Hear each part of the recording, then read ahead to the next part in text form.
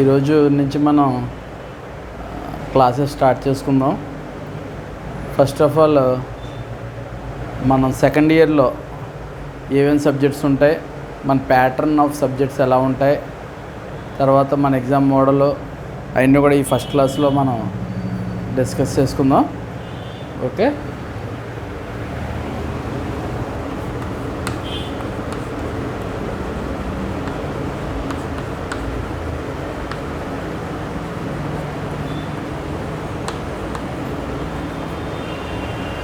Second ఇయర్లో మనకి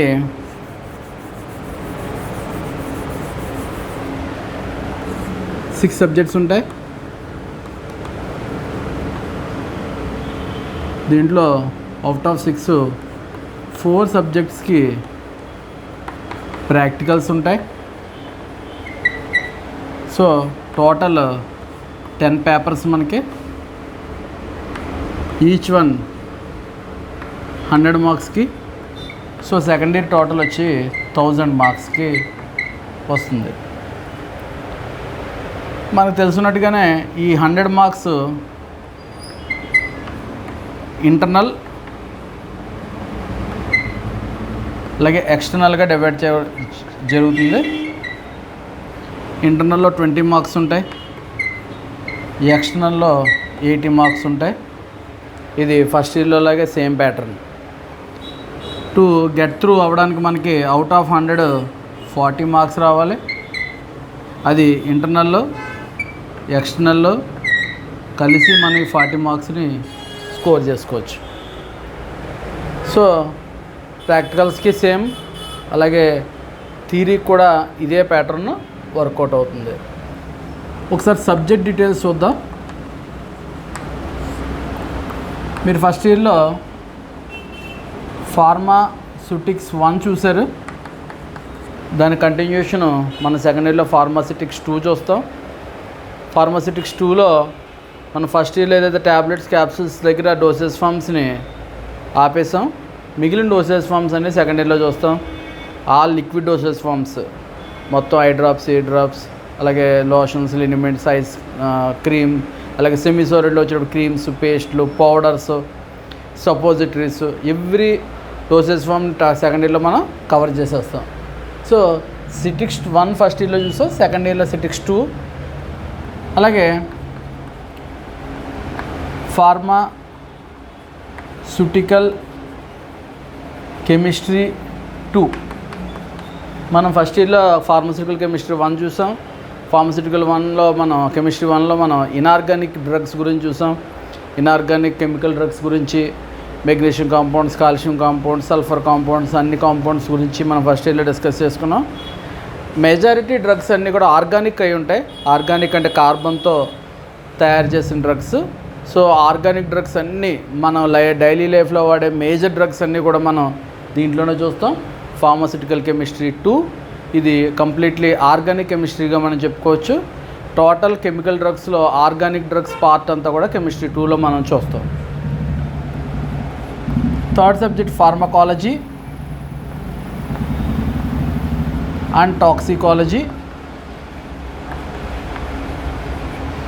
ఈ ఫార్మకాలజీ అండ్ టాక్సికాలజీ సబ్జెక్ట్లో మనం బాడీ యొక్క ఫస్ట్ ఇయర్లో మనం చూసాం హ్యూమన్ అనాటమీ అండ్ ఫిజియాలజీలో different parts of the body, వాటి స్ట్రక్చర్స్, వాటి యొక్క ఫంక్షనింగ్, ఎనాటమీ, ఫిజియాలజీలో కలిపి మనం ఆల్ సిస్టమ్స్ అన్నిటిని కూడా చూసాం. ఇప్పుడు ఫార్మకాలజీ అండ్ టాక్సికాలజీలో ఏ సిస్టమ్ మీద ఏ డ్రగ్స్ ఎలా పనిచేస్తాయి అంటే డ్రగ్స్ యాక్టింగ్ ఆన్ బ్లడ్ నుంచి మొదలు పెట్టుకుని drugs acting on nervous system, drugs acting on cardiovascular system, drugs acting on digestive system, drugs acting on urinary system, drugs acting on skeletal system, every system మీద act చేసే drugs. ఇది ఒక చాలా elaborated subject, చాలా పెద్ద subject. అయితే మనకి దాంట్లో ఈచ్ సబ్జెక్ట్ నుంచి ఒక్కొక్క చాప్టర్ నుంచి అట్లీస్ట్ 1 డ్రగ్ని మనం కంప్లీట్ ఫార్మకాలజీని స్టడీ చేయాల్సి ఉంటుంది సెకండ్ ఇయర్లో. సో ఫార్మకాలజీ అండ్ టాక్సికాలజీలో టోటల్గా బాడీ సిస్టమ్స్ మీద పనిచేసే డ్రగ్స్ ఎలా పనిచేస్తాయి ఫార్మకాలజీలో డిస్కస్ చేస్తాం. వాటి యొక్క నెగిటివ్ ఎఫెక్ట్స్ ఎలా ఉంటాయి టాక్సికాలజీలో డిస్కస్ చేస్తాం.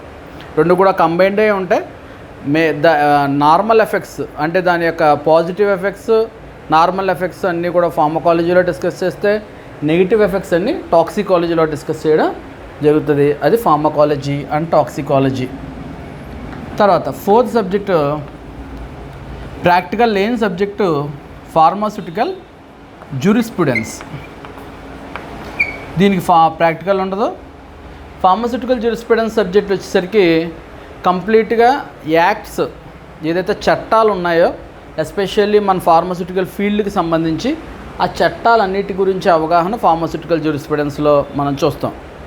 అంటే ఫార్మాస్యూటికల్ జ్యూరిస్ప్రుడెన్స్లో మనం ఒక ఫార్మసీ యాక్ట్ గురించి ఎస్పెషల్లీ ఫార్మసీ ప్రొఫెషన్కి సంబంధించి, అలా బిజినెస్కి సంబంధించిన డ్రగ్స్ అండ్ కాస్మెటిక్స్ యాక్ట్ గురించి కానీ, అలాగే ఈ నార్కోటిక్ డ్రగ్స్ సంబంధించిన నార్కోటిక్ డ్రగ్స్ అండ్ సైకోట్రాపిక్ సబ్స్టాన్సెస్కి సంబంధించిన యాక్ట్ కానీ, అడ్వర్టైజ్మెంట్స్కి సంబంధించిన యాక్ట్స్ కానీ, టోటల్గా మనం ఫార్మాస్యూటికల్ ఫీల్డ్కి సంబంధించిన అన్ని యాక్ట్లో వాటి రూల్స్ ఏంటి, వాటి రికమెండేషన్స్ ఏంటి, ఒకవేళ దాన్ని ఫాలో అవ్వకపోతే ఎటువంటి పనిష్మెంట్స్ ఉంటాయి, పెనాల్టీస్ అటువంటివి ఉంటాయి, ఇవన్నీ కూడా మనం ఫార్మాస్యూటికల్ జ్యూరిస్ప్రుడెన్స్ అనే సబ్జెక్ట్లో డిస్కస్ చేస్తాం. ముందుగానే చెప్పినట్టు దీనికి మనకి ప్రాక్టికల్ ఉండదు. తర్వాత 5th వన్ వచ్చి drug store and business management. ఈ సబ్జెక్టు మన సెకండ్ ఇయర్లో ఇంకొక ఇంపార్టెంట్ సబ్జెక్టు. మెజారిటీ మనం అందరం కూడా ఆఫ్టర్ కంప్లీషన్ ఆఫ్ డిప్లొమా ఎక్కువ శాతం డ్రగ్ స్టోర్స్ని మెయింటైన్ చేసుకుంటాం. ఓన్గా డ్రగ్ స్టోర్ పెట్టడం కానీ, లేదా వేరే డ్రగ్ స్టోర్లో పనిచేయడం కానీ, ఫార్మసిస్ట్గా మన డ్రగ్స్ డిస్పెన్స్ చేయడమే మన ప్రైమరీ డ్యూటీ. కాబట్టి ఆ డ్రగ్ స్టోర్ బిజినెస్ మేనేజ్మెంట్ అనే సబ్జెక్ట్లో మనం కంప్లీట్గా బిజినెస్ తాలూకా బేసిక్ ప్రిన్సిపల్స్ అన్నీ, ఓ బిజినెస్ స్టార్ట్ చేసినప్పుడు ఎటువంటి ఛానల్స్ ఆఫ్ డిస్ట్రిబ్యూషన్స్ ఉంటాయి, ఒక డ్రగ్ హౌస్ని మెయింటైన్ చేయాలంటే కావాల్సిన మినిమం రిక్వైర్మెంట్స్ ఏంటి, పర్చేసింగ్ ఆఫ్ మెడిసిన్స్ ఎలా చేస్తే బాగుంటుంది, బ్యాంకింగ్ అంటే ఏంటి, ఫైనాన్స్ సిస్టమ్స్ గురించి కానీ, అలాగే ఒకవేళ మనం ట్రేడింగ్లోకి వెళ్తే, బిజినెస్ ట్రేడింగ్లోకి వెళ్తే కావాల్సిన కోడిఫికేషన్స్ గురించి కానీ, ఇలా వైడ్ రేంజ్ ఆఫ్ బిజినెస్కి సంబంధించినవన్నీ కూడా మనం ఈ drug store and business management అనే సబ్జెక్ట్లో మనం చూస్తాం. దీంట్లో ఒక అకౌంటెన్సీ పార్ట్ కూడా ఉంది. ఒక పార్ట్ అకౌంటెన్సీ పార్ట్లో ఒక బేసిక్ లెవెల్ నుంచి బిజినెస్లో మనం అకౌంట్స్ ఎలా రాసుకోవాలి, ఒక ప్రైమరీ స్టెప్ నుంచి మనం ఈ బిజినెస్ అకౌంటెన్సీ అనే చాప్టర్లో సెకండ్ పార్ట్లో ఈ సబ్జెక్ట్లో చూడడం జరుగుతుంది. So with the complete knowledge ఈ సబ్జెక్ట్తో నేర్చుకుంటే you can start own drug store. ఎవరి సలహాలు తీసుకోకుండా మనమే ఒక డ్రగ్ స్టోర్ని స్టార్ట్ చేసుకుని నడిపించుకునే అంత ఎబిలిటీ మనం ఈ drug store and business management సబ్జెక్ట్లో నేర్చుకోగలుగుతాం. తర్వాత హాస్పిటల్ అండ్ క్లినికల్ ఫార్మసీ, ఇది లాస్ట్ సబ్జెక్ట్. ఇందాక చెప్పడం మర్చిపోయాను, drug store and business management subject కూడా మనకి ప్రాక్టికల్ ఉండదు. So 4th and 5th jurisprudence and drug store and business management, ఈ రెండు సబ్జెక్ట్స్కి మనకి ప్రాక్టికల్స్ ఉండవు. ఇంకా లాస్ట్ వన్ వచ్చేటప్పుడు హాస్పిటల్ అండ్ క్లినికల్ ఫార్మసీ.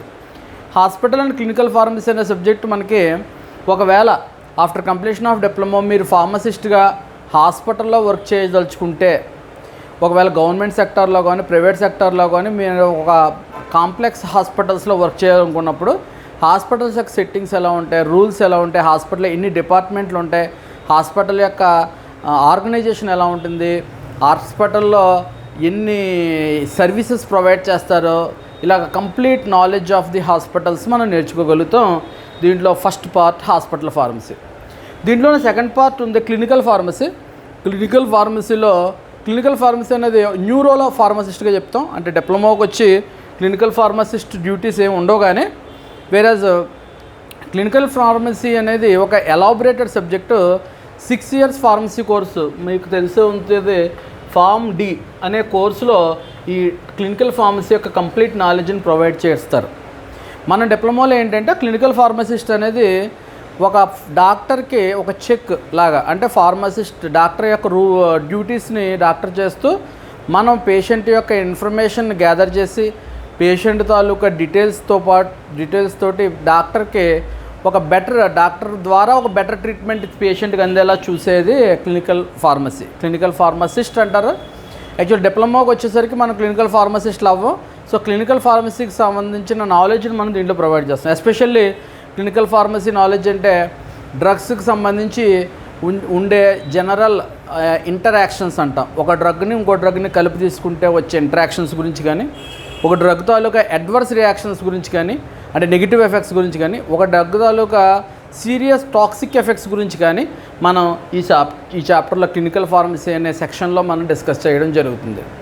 ఇలాగ మనం 6 సబ్జెక్ట్స్ని మనం ఒకవేళ మనం ఏ ఫార్మసిస్ట్గా ఏ రకమైన డ్యూటీస్లోకి వెళ్ళినా, ఒకవేళ ఒక షాప్ స్టార్ట్ చేసుకున్నా, లేదంటే ఒక హాస్పిటల్కి ఫార్మసిస్ట్గా మీరు జాయిన్ అయినా, ఒకవేళ ఏమీ చేయకుండా ఉన్నా కనీసం మనకు కావాల్సిన కరెంట్ నాలెడ్జ్ ఆఫ్ ది మన ప్రొఫెషన్కి సంబంధించిన యాక్ట్ల గురించి తెలుసుకోవడానికి కానీ, అలాగే ఫార్మకాలజీలో డ్రగ్స్ యొక్క యాక్షన్స్ గురించి తెలుసుకోవడానికి కానీ, ఫార్మస్యూటికల్ కెమిస్ట్రీ ఒకవేళ మ్యానుఫ్యాక్చరింగ్ సెక్షన్లోకి వెళ్ళి, తయారీ సెక్షన్లోకి వెళ్ళి అక్కడైనా మీకు ఒకవేళ కెమిస్ట్రీకి సంబంధించిన నాలెడ్జ్ అక్కడ ఉపయోగపడుతుంది.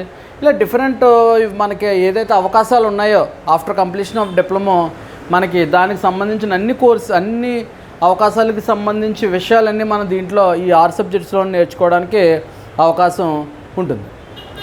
ఇది ఈ 6 సబ్జెక్ట్స్ తాలూకు ఇన్ఫర్మేషను. అలాగే దీని పేపర్ మోడల్ తెలుసు మీకు. పేపర్ మోడల్ మనం ఒకసారి మళ్ళీ గుర్తు చేసుకుందాం. మీరందరూ పేపర్ మోడల్ని పెద్దగా గుర్తుండకపోవచ్చు, ఎందుకంటే మీరు ఫస్ట్ ఇయర్లో ఎగ్జామ్స్ రాయకుండా సెకండ్ ఇయర్లోకి వచ్చేసారు కాబట్టి, ముఖ్యంగా 3 మార్క్స్ క్వశ్చన్స్ మీరు పేపరే రాయలేదు కాబట్టి 3 మార్క్స్ క్వశ్చన్స్ ఫస్ట్ 10 ఉంటాయి. దీంట్లో 30 మార్క్స్ మీరు సంపాదిస్తారు.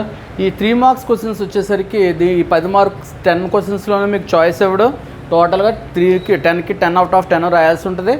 అలాగే 10 మార్క్స్ క్వశ్చన్స్ వచ్చి మాత్రం మీకు 8 ఇస్తాడు. దీంట్లోంచి మీరు 5 ఆన్సర్ చేస్తే సరిపోతుంది. దీంట్లోంచి మీరు 50 మార్క్స్ సంపాదించవచ్చు. టోటల్ 80 మార్క్స్ పేపర్ ఉంటుంది. సో మనం ఫస్ట్ ఇయర్లో చెప్పిన లాజిక్స్ అన్నీ సెకండ్ ఇయర్లో ఫాలో అవ్వచ్చు. 8 క్వశ్చన్స్ 10 మార్క్స్ ఇస్తున్నప్పుడు ఒక్కొక్క సబ్జెక్ట్ నుంచి 8 చాప్టర్స్ని మనం సెలెక్ట్ చేసుకుని చదువుకున్న 8 క్వశ్చన్స్ని ఆన్సర్ చేయగలుగుతాం. ఇది ఫస్ట్ టైం మనం బ్లూ ప్రింట్లో పెట్టుకోవచ్చు. దీంట్లో మీరు 5-6 చాప్టర్స్ని బాగా చదువుకున్నా కూడా యూ కెన్ ఆన్సర్ 5 క్వశ్చన్స్. అలాగే ఏదైతే టాప్ చాప్టర్స్ నుంచి మీకు 10 మార్క్స్ చాప్టర్స్ ఏదైతే ఉన్నాయో దాని నుంచే 3 మార్క్స్ క్వశ్చన్స్ కూడా వచ్చేస్తాయి. సో ఒక 5 చాప్టర్స్ని మీరు చదువుకున్న 65 మార్క్స్కి అయితే మీరు ఈజీగా ఆన్సర్ చేయగలుగుతారు. సో 65 మార్క్స్లో మీరు 25 మార్క్స్ మీరు స్కోర్ చేసుకున్నా కూడా you can get through, pass అయిపోవచ్చు. సో ఇది పేపర్ మోడల్. ఇది మన సబ్జెక్ట్స్ ఏముంటాయి ఇదంతా కూడా మనం సెకండ్ ఇయర్కి సంబంధించిన ఇంట్రడక్షన్గా చెప్పుకోవచ్చు.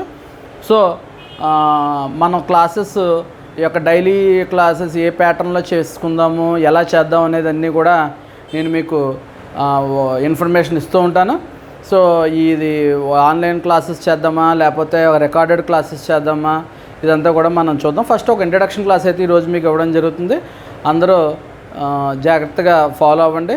మీకు ఇంకా స్టడీ మెటీరియల్ కూడా ఇవ్వాలి, నేను ఇవన్నీ కూడా ఇస్తాను. Okay, thank you.